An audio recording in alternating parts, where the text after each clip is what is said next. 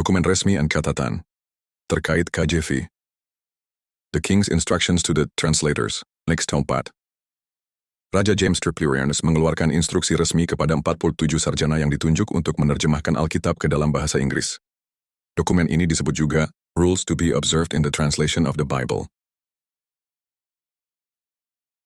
Isinya antara lain, dasar teks Perjanjian Lama, teks Masoret Ibrani, dasar teks Perjanjian Baru, Textus Receptus Yunani, versi Inggris sebelumnya, Bishop's Bible 1568, dipakai sebagai acuan utama.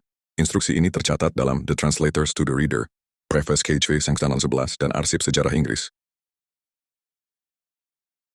2. The Translators to the Reader, diambinan oleh Seblan, kata pengantar asli KJV 1611, ditulis oleh Miles Smith, salah satu penerjemah. Dokumen ini menjelaskan metode, semangat, dan sumber teks yang digunakan, diterbitkan dalam edisi 1611, meskipun di banyak cetakan modern bagian ini dihilangkan. 3. Minutes of the Hampton Court Conference, Lancaster 4. Konferensi inilah yang menghasilkan keputusan untuk membuat terjemahan baru Alkitab, yang kemudian menjadi KJV, dicatat oleh Bishop John Barlow, tahun 1604. 5. Buku-buku tentang awal mula KJV. 1. Alistair McGrath. In the Beginning, The Story of the King James Bible, and How It Changed a Nation, a Language and a Culture, 2000 Swarun. Ditulis oleh seorang teolog dan sejarawan Oxford, membahas latar politik, teologis, dan sosial yang melahirkan KJV. Menjelaskan proses penyusunan dari Hampton Court Conference 1604 hingga publikasi 1611. 2. Adam Nicholson. God's Secretaries, The Making of the King James Bible, 2003. Buku populer namun berbasis penelitian sejarah, menguraikan para penerjemah, instruksi Raja James Premier, dan suasana Inggris awal abad ke-17. Sangat detail soal dinamika internal tim penerjemah. 3. David Norton. A Textual Historian of the King James Bible, 2 Fusilier, Cambridge University Press. Fokus pada aspek tekstual, sumber naskah, Masoretic, Textus Receptus, varian bacaan, serta revisi dari edisi ke edisi setelah 1611. Rujukan penting bagi studi, akademis KJV. 4. Gordon Campbell. Bible, The Story of the King James Version, 16 Santian Round, 2000, 2 Siberu, Oxford University. Press. Ditulis untuk memperingati 400 tahun KJV, memberikan sejarah singkat tapi komprehensif tentang penyusunan, penerimaan, dan pengaruh KJV. Sapper, Benson Bobrick, White as the Waters, The Story of the English Bible and the Revolution It Inspired, 2001. Membahas sejarah panjang Alkitab berbahasa Inggris dari Wycliffe, Tyndale, hingga KJV.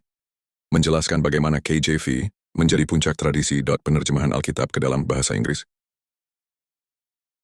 Senpi artikel, Universitas tentang KJV 1615, Harvard University Library, The King James Bible, Its History and Influence, Harvard Library Exhibition, menyebutkan bahwa KJV 1615 diterjemahkan atas perintah Raja James Triplerianus dan menjadi terjemahan resmi Gereja Inggris. Wander, University of Michigan, The King James Bible and the World It Made, UMich Exhibit on KJV. Menjelaskan konteks politik dan religius Raja James Triplerianus serta menyebut bahwa edisi 1611 menyertakan bagian apokrifa. 3. Cambridge University, King James Bible 1615. Cambridge University Press, History of the King James Bible. Cambridge, sebagai salah satu penerbit resmi KJV sejak abad ke-17, menjelaskan perintah Raja James Triplerianus dan bahwa KJV 1611 awalnya memuat apokrifa. Cedarville University, The Apocrypha and the King James Bible. Cedarville University PDF, secara eksplisit menyebut bahwa apokrifa ada dalam KJV 1611, ditempatkan antara Perjanjian Lama dan Perjanjian Baru, diterjemahkan dari Septuaginta. 5. Yale University, The Making of the King James Bible. Yale Beinecke Library Exhibit. Menyajikan sejarah singkat, perintah Raja James Premier, proses penerjemahan, dan konteks budaya. KJV. Semua situs universitas tadi mengafirmasi fakta historis. 1. KJV lahir dari instruksi Raja James Triplerianus, Hampton Court Conference, 1604. Diterbitkan 1611. 2.